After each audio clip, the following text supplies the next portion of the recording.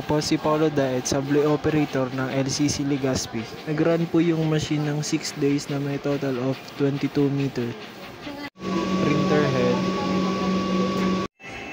Printer head clean. Punas ng copy at wiper after head clean.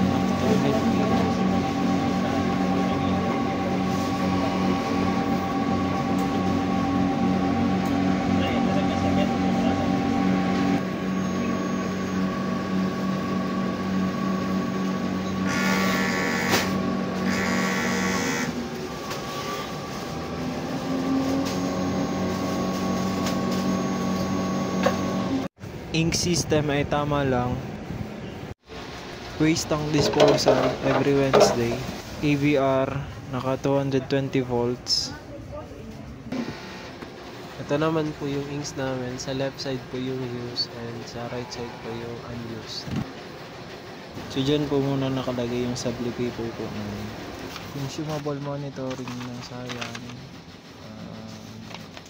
Magenta, yellow, black, and yung subli paper po.